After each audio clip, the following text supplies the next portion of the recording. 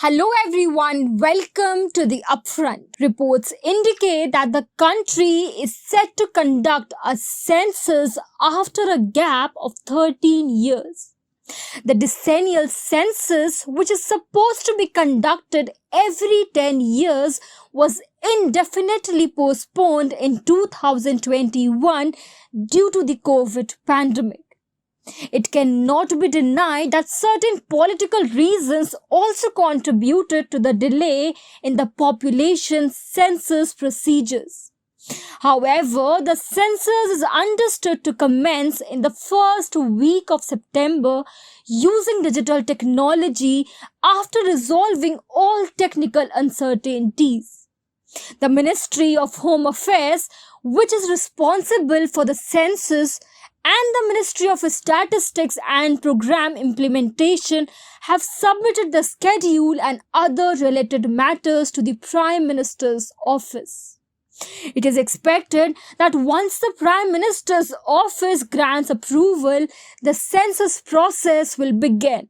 According to the United Nations, India is now the most populous country in the world. As per the last census conducted in 2011, India was second to China in global population. When India surpassed China about a year ago, the central government could not officially declare it due to lack of accurate data. Various government schemes, including those related to public welfare, are often planned based on the 2011 census data. This has severely impacted the effectiveness of these schemes, leading to widespread criticism. Under this pressure, the government has decided to expedite the census process.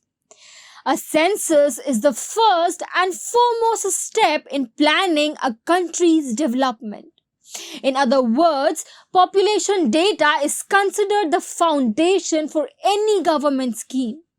The absence of accurate data not only renders planning unscientific but can sometimes even lead to the failure of a project. Therefore, the people of a country or the beneficiaries must be the primary focus for understanding the economic, social, and professional growth of citizens as well as the country's internal development. This is why countries like Britain conducted a census even during severe crisis of COVID. In this regard, the Modi government has failed miserably. Despite warnings from renowned planning experts in the country, the centre proceeded with various schemes based on data from Niti Aayog and other sources. The result has been that all these schemes have failed. Take the case of public distribution system. For example, when a new ration list was prepared based on the 2011 census and the 2016 Family Health Survey, it was found that 10 crore people were left out. This failure occurred solely due to the lack of updated population data.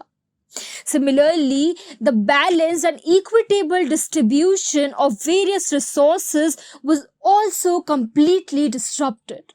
Government schemes such as student scholarships aimed at the upliftment of socially backward communities have largely failed. This is partly due to the lack of accurate data. Given the unique context of our country, there is a growing demand for a caste-based census in addition to the general population census. The recent emphasis on a caste census during the Lok Sabha elections highlights this need. The central government, which initially adopted a completely negative stance, seems to have loosened a bit.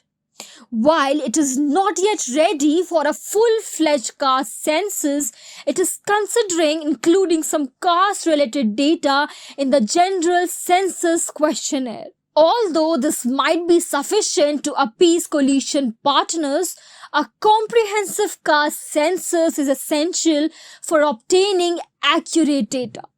In this context, the opposition should exert pressure for a caste-based census. In the current scenario, the census in India has assumed added significance. Unlike in the past, the world is now discussing population decline. Although the population is still growing, the birth rate is decreasing globally.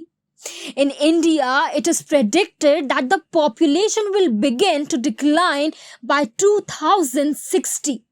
The decreasing birth rate and increasing human lifespan are the reasons for this. As a result, there will be a situation where the number of elderly people will surpass that of the young people. While this is expected to happen globally by 2100, India will start seeing these signs as early as 2060. In other words, the country's greatest asset, its human resources, is dwindling. At the same time, there is a significant increase in youth migration from the country. If this situation continues, it will not take long for India to find itself without a young population. To address this challenge, accurate data is essential. Therefore, the census at this time, when significant changes in population distribution are evident, is crucial. On the other hand, one of the sharpest weapons in the hate politics of Hindutva is the false propaganda related to population. In his speech on Vijay Dashmi in 2022, RSS chief Mohan Bhagwat called for population control in the country. The essence of his speech in Nagpur was that minorities were increasing their population through higher birth rates and infiltration, which could lead to the majority becoming a minority. Similarly, the minority population explosion theory is constantly propagated by the Sangh Parivar. With a mix of false logic and lies, this is a tool to remind the majority community that they are a declining population. The true situation behind these falsehoods can only be revealed through accurate and systematic census. That's all for today. If you like the content we provide, please subscribe to the Upfront and press the bell icon to get notification of all our updates. Please share our videos and educate others. Thank you.